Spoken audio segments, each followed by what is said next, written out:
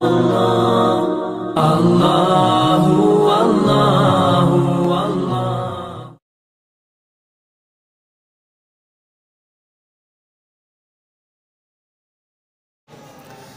اللہ الرحمن الرحیم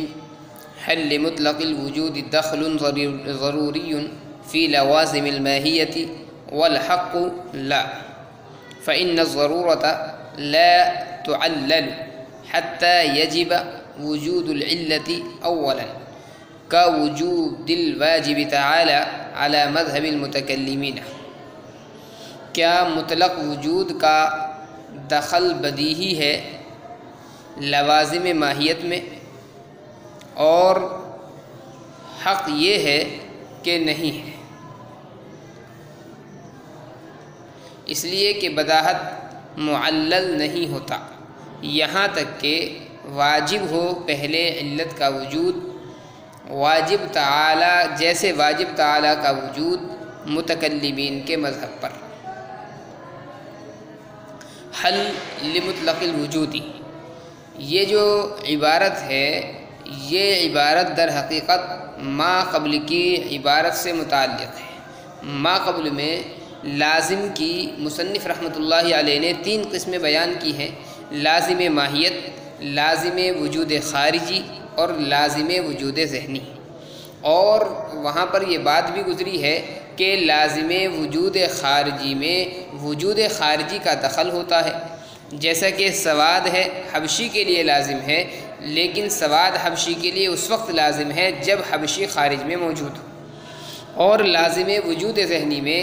جو دخل ہوتا ہے وہ وجود ذہنی کا دخل ہوتا ہے، جیسے انسان کا کلی ہونا یہ اس وقت ہوگا جب کہ انسان ذہن میں موجود ہو۔ لازم ماہیت جو ہے اس کے لیے نہ تو وجود خارجی ضروری ہے اور نہ ہی وجود ذہنی ضروری ہے، یہ بات تو مسلم ہے۔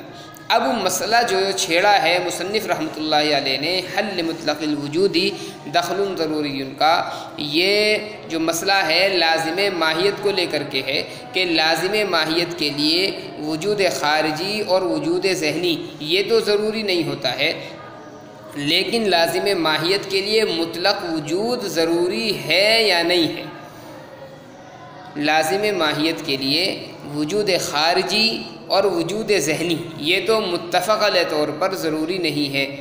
لیکن اس کے لیے یعنی لازم ماہیت کے لیے کیا مطلق وجود ضروری ہے یا مطلق وجود بھی ضروری نہیں ہے، تو اس سلسلے میں دراصل تھوڑا سا اختلاف ہے۔ جمہور مناطقہ یہ کہتے ہیں کہ لازم ماہیت میں مطلق وجود کا دخل ضروری ہے۔ دلیل یہ ہے کہ اگر ماہیت کے لیے مطلق وجود بھی ضروری نہ ہو تو ماہیت معدوم ہو جائے گی، اور پھر لازم کی نسبت معدوم کی طرف کرنا لازم آئے گا جو درست نہیں ہے۔ اور مصنف رحمۃ اللہ علیہ اور میر باقر ان حضرات کا مسلک یہ ہے کہ لازم ماہیت میں مطلق وجود کو بھی دخل نہیں ہے، یعنی جیسے وجود خارجی اور وجود ذہنی ضروری نہیں ہوتا لازم ماہیت کے لیے، مطلق وجود بھی لازم ماہیت کے لیے ضروری نہیں ہے۔ دلیل یہ ہے کہ ماہیت کے لیے لازم کا جو ثبوت ہے وہ بداہتاً ہوتا ہے۔ اب اگر اس کے ثبوت میں ہم وجود کا دخل مانیں تو وجود یہ لازم کے ثبوت کے لیے علت ہو جائے گا، تو ایک بدیہی چیز کے لیے علت کا ہونا لازم آئے گا، حالانکہ بدیہی چیزوں کی علت نہیں ہوا کرتی ہے، بدیہی چیزوں کی کوئی علت بیان نہیں کی جاتی ہے۔ اس لیے لازم ماہیت کے لیے مطلق وجود بھی ضروری نہیں ہے، جیسا کہ وجود خارجی اور وجود ذہنی ضروری نہیں ہے۔ یہ جو مسلک ہے مصنف اور میر باقر وغیرہ سلسلے میں جمہور مناطقہ کا مسلک تو یہ ہوا کہ لازم ماہیت کے لیے وجود خارجی اور وجود ذہنی یہ تو ضروری نہیں ہوتا، ہاں لازم ماہیت میں مطلق وجود کا دخل یہ ضروری ہے، یعنی مطلق وجود اس کے لیے ضروری ہے۔ اور ان کی دلیل یہ ہوئی کہ اگر ماہیت کے لیے مطلق وجود بھی ضروری نہ ہو تو ماہیت معدوم ہو جائے گی، اور لازم کی نسبت معدوم کی طرف کرنا لازم آئے گا جو درست نہیں ہے۔ میر باقر اور مصنف رحمۃ اللہ علیہ ان حضرات کا مسلک یہ ہوا کہ لازم ماہیت میں مطلق وجود کو بھی دخل نہیں ہے، اور ان کی دلیل یہ ہے کہ ماہیت کے لیے لازم کا ثبوت بداہتاً ہوتا ہے۔ اب اگر اس کے ثبوت میں وجود کا ہم دخل مانیں تو وجود یہ لازم کے ثبوت کے لیے علت ہوگا، اور ایک بدیہی چیز کے لیے علت کا ہونا لازم آئے گا، حالانکہ بدیہی چیزوں کی علت بیان نہیں کی جاتی ہے۔ كوجود الواجب تعالی علی مذہب المتکلمین، یہ وجود کے بداہتاً ثابت ہونے کی مثال مصنف رحمۃ اللہ علیہ نے پیش کی ہے کہ جیسے واجب تعالی کا وجود یہ بداہتاً ثابت ہے، کسی علت کا محتاج نہیں ہے۔ علی مذہب المتکلمین، یہ مذہب متکلمین کا ہے۔ دراصل یہ جو مسئلہ ہے واجب تعالی کا وجود بداہتاً ثابت ہے، اس مسئلے میں متکلمین اور حکماء کا اختلاف ہے۔ حکماء کے نزدیک وجود واجب یہ عین واجب ہے، یعنی دونوں ایک ہی ہیں، وجود واجب اور عین واجب یہ دونوں ایک ہی شے ہیں۔ دلیل یہ ہے کہ اگر وجود واجب ذات واجب کا عین نہ ہو تو پھر یا تو ذات واجب کا وہ جز ہوگا یا اس سے خارج ہوگا۔ اگر اس سے خارج ہو تب بھی خرابی لازم آئے گی، اور جز مانے تب بھی خرابی لازم آتی ہے۔ اگر ہم جز مانتے ہیں تو جز ماننے کی صورت میں واجب تعالی کا مرکب ہونا لازم آتا ہے، تو اس سے پتہ چلا کہ جز بھی نہیں ہے، کیونکہ مرکب اگر ہو جائے گا تو مرکب محتاج ہوتا ہے، اور جو محتاج ہو وہ ممکن ہوتا ہے، تو اس طریقے سے واجب کا ممکن ہونا لازم آئے گا۔ اور اگر وجود واجب کو ہم ذات واجب سے خارج مانیں تو پھر وہ کسی علت کا محتاج ہوگا، کیونکہ امر خارج کا جو ثبوت ہوتا ہے وہ بغیر علت کے نہیں ہوتا ہے۔ تو اس سے معلوم یہ ہوا کہ وجود واجب اور ذات واجب یہ دونوں ایک ہی چیز ہے۔ یہ جو مسلک ہے یہ حکماء کا مسلک ہے۔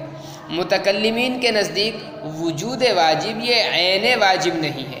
بلکہ ذات سے خارج ہے۔ وجود واجب یہ ذات واجب سے خارجی چیز ہے، ہاں اس وجود کا جو ثبوت ہے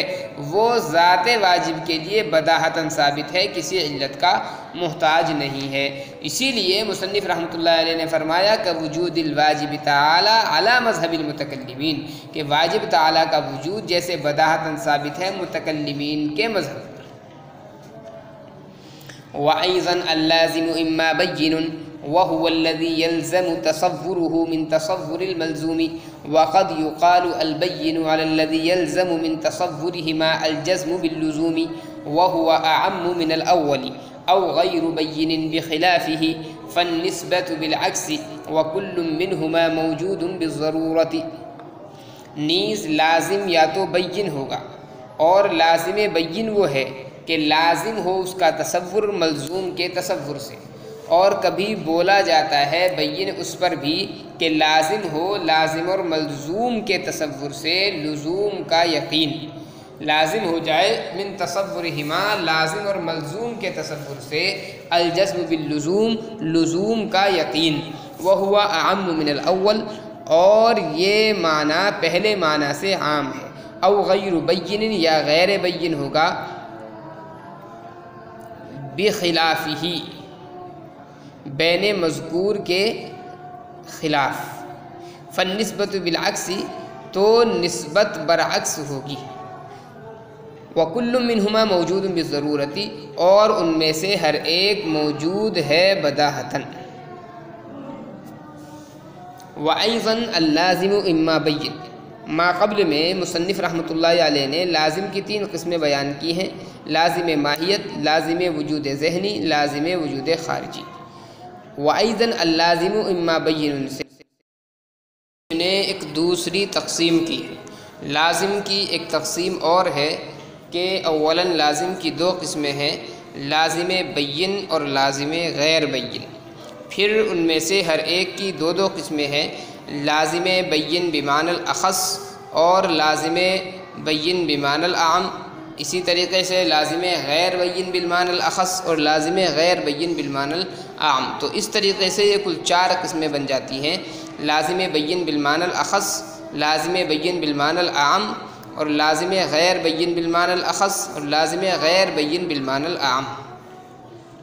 لازم بین بالمعنی الاخص وہ لازم ہے کہ ملزوم کے تصور سے لازم کا تصور ہو جائے، جیسے عما کے تصور سے بصر کا تصور ہو جاتا ہے۔ لازم بین بالمعنی الاعم وہ لازم ہے کہ لازم ملزوم اور نسبت کے تصور سے دونوں کے درمیان لزوم کا یقین ہو جائے، جیسے زوجیت اربع،